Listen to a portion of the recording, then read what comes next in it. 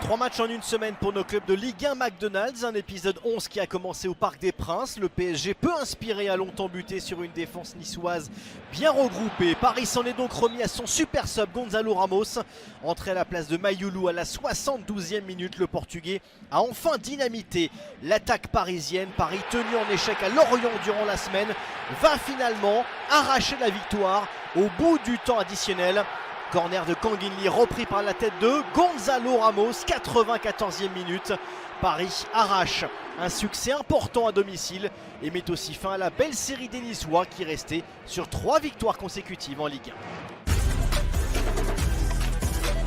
La direction la Côte d'Azur à présent pour l'autre club de la capitale, le Paris FC en déplacement à Monaco.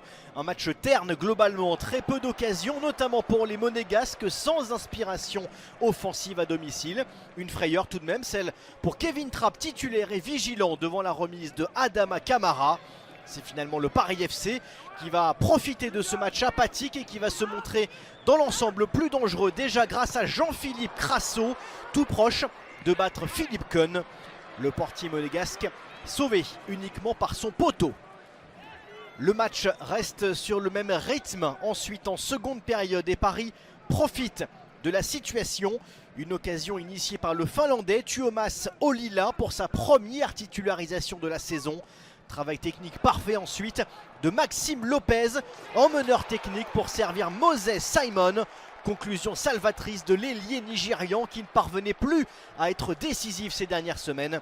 L'ancien Nantais n'avait plus marqué depuis la défaite à Marseille le 31 août dernier. Monaco aurait pu arracher un point du match nul en toute fin de rencontre.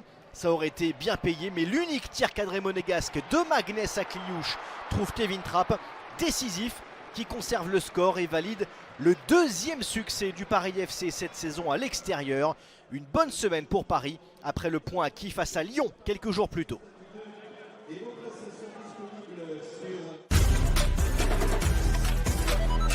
La Ligue des Champions oblige les clubs concernés par la Grande Coupe d'Europe joués tous le samedi. Marseille refroidi durant la semaine à domicile par Angers se rendait à Auxerre, autre club concerné par le maintien. La GIA, plus mauvaise attaque de Ligue 1, est bousculée par une équipe marseillaise quelque peu remodelée. Sans Aguerd, Paixão ou Greenwood, tous sur le banc. C'est au final Angel Gomez qui en profite. L'Anglais matérialise la relative domination phocéenne en première période. Mal en point au classement, Auxerre se réveille ensuite et l'OM doit son salut à Geronimo Rulli, impeccable devant Ibrahim Osman. Le Ghanéen avait remplacé Lasso Koulibaly blessé en première période. Les Auxerrois auront même l'avantage d'une supériorité numérique peu après l'heure de jeu. Carton rouge direct contre Ulises Garcia pour cette intervention jugée trop dangereuse par Benoît Bastien. Mais les hommes de Christophe Pélissier n'en profitent pas. Le match va même se conclure à 10 contre 10 dans le temps additionnel. Faute de Sinali Diomandé sur Paixão. Deuxième jaune contre le défenseur ivoirien. Mais l'histoire du match était déjà écrite. Marseille s'offre un court mais précieux succès alors qu'Auxerre concède sa 5e défaite en 6 matchs.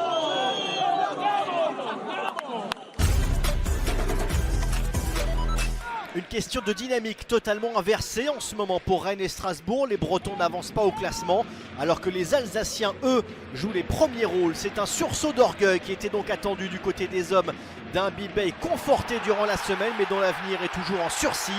Poussé par le public du Roazhon Park, Rennes démarre tambour battant grâce à Moussa El Tamari, positionné piston gauche, passeur décisif pour Esteban Le Paul. Encore et toujours l'instinct du buteur pour l'ancien Angevin. Habib Bey choisissait aussi de faire confiance au jeune Mohamed Meïté, titulaire pour la 2e fois de la semaine. Ludovic Blas et Seko Fofana de retour mais sur le banc. Et le jeune attaquant formé à Rennes va rendre la confiance de son coach sur le terrain. Après une longue séquence, Meïté conclut dans la surface. Et faut-il y voir peut-être un signe? Son dernier but avec Rennes, le 14 septembre dernier, coïncide avec la dernière victoire bretonne. C'était face à Lyon. En confiance, les Bretons déroulent ensuite en seconde période. La ligne offensive rennaise de nouveau en valeur et l'axe Meïté-Le Paul qui fonctionne cette fois-ci. Rennes sur un nuage mène 3-0.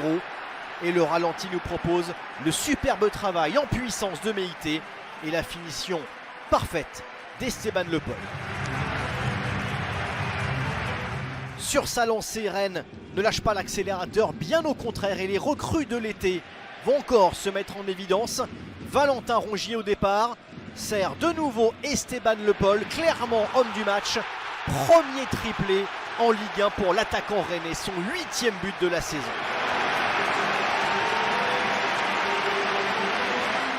Rennes prend clairement le chemin de la rédemption après un début de saison rempli de turbulences. Seul accro dans cet après-midi au presque parfait pour Rennes, ce but concédé dans le dernier quart d'heure. L'indispensable Valentine Barco à la passe pour la conclusion de Sébastien Nanasi, son 2e but de la semaine, après celui inscrit lors de la victoire contre Auxerre. Maigre consolation pour Strasbourg, sèchement battu. Rennes, de son côté, se donne de l'air et retrouve aussi un peu de sourire avec ce 3e succès de la saison.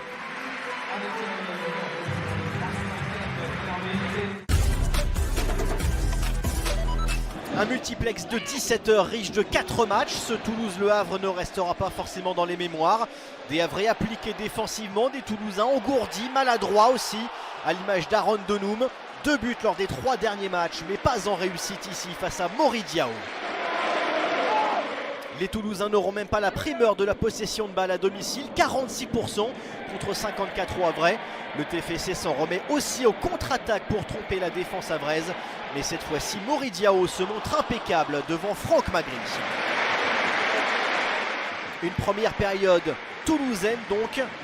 La deuxième sera en revanche à l'avantage des hommes de Didier Digard sur une contre-attaque. Proche de faire l'un des gros coups du week-end grâce à Issa Soumaré qui va se créer sans doute la plus belle occasion du match. Mais Guillaume Rest sort parfaitement dans les pieds de l'attaquant sénégalais. Score final 0-0, mauvaise opération comptable pour Toulouse qui n'aura pris que 2 points sur son enchaînement de 2 matchs à la maison. Le Havre va mieux et enchaîne un 3e match sans défaite.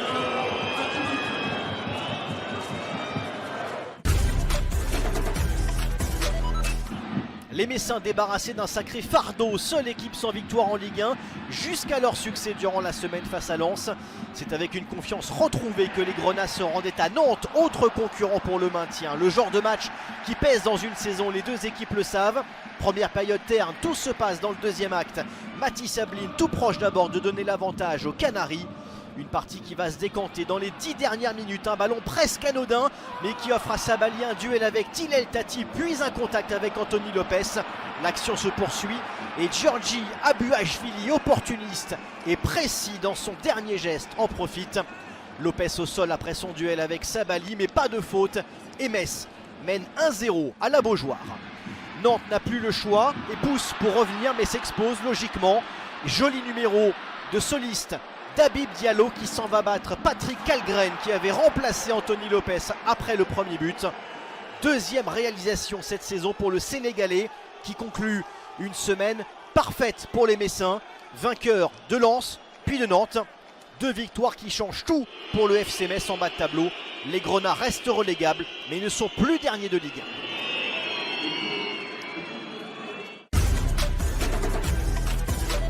Un match tranquille sur le papier pour Lille, sur le papier seulement car Angers va mieux. 3 matchs sans défaite, série en cours. Mais les Lillois ont clairement fait valoir leur supériorité technique notamment, même si le sort aurait pu jouer un vilain tour aux hommes de Bruno Genesio. Une histoire presque belge, celle de Mathias Fernandez Pardo, certes devenu espagnol depuis, et qui prive son partenaire Ayoub Boadi de son premier but professionnel avec le LOSC.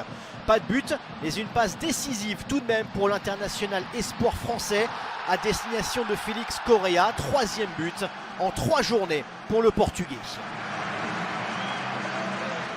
1-0, le plus dur est fait pour le LOSC, qui aura ensuite plusieurs opportunités de donner un petit peu plus de relief à son succès, mais aussi se mettre à l'abri d'une mauvaise surprise.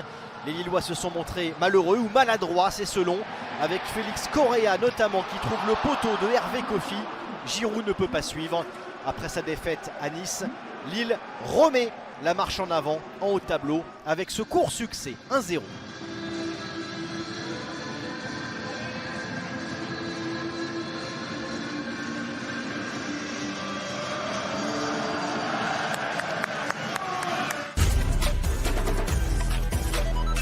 Lens vexé, Lorient revigoré, fortune diverse durant la semaine pour les deux équipes.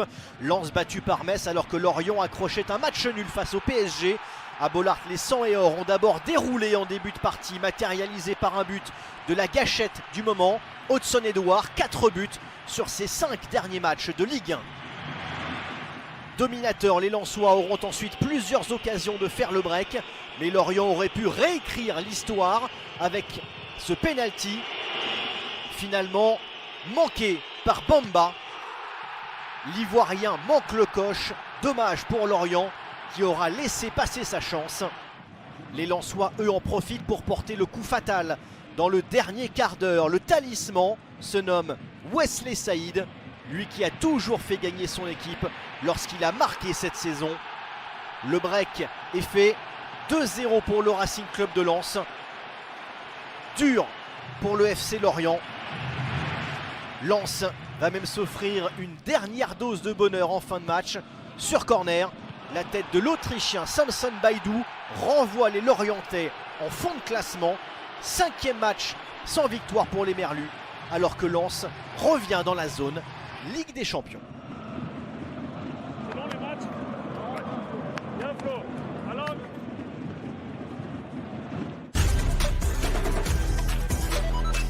Un geste pour lancer la soirée de ce Brest-Lyon, celui de Hans Hatteboer, le défenseur joker lyonnais, première titularisation avec l'OL.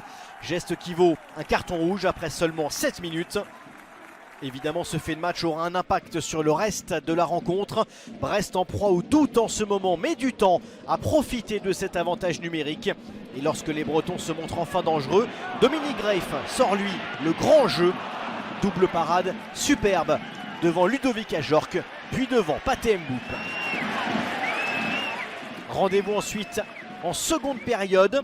Il faudra attendre la fin de match pour voir Brest être de nouveau dangereux, en transition cette fois-ci, grâce à Rémi Labo-Lascari, de retour de blessure et tout juste entré en jeu. Il fait de nouveau briller Dominique Greif, grand bonhomme de cette partie jusque-là.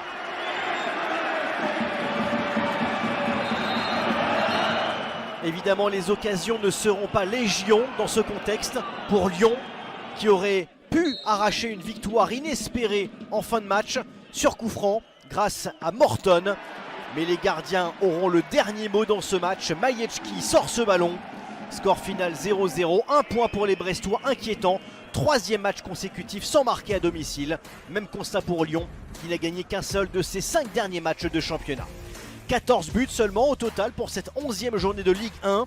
3 victoires à l'extérieur, dont celle du Paris FC à Monaco et de Metz à Nantes. Coup d'arrêt pour Strasbourg, sèchement battu à Rennes qui se relance. Au classement, Paris reste leader devant Marseille. Bonne opération de Lille et Lens en haut de tableau. Monaco et Strasbourg calent tous les deux, mais restent au contact.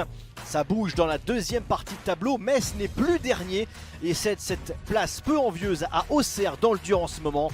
Les Havrais se donnent aussi de l'air dans la zone de relégation. La prochaine journée verra l'un des chocs de la saison entre Lyon et le PSG. Strasbourg-Lille dans la course à l'Europe. Angers-Auxerre et Le Havre-Nantes.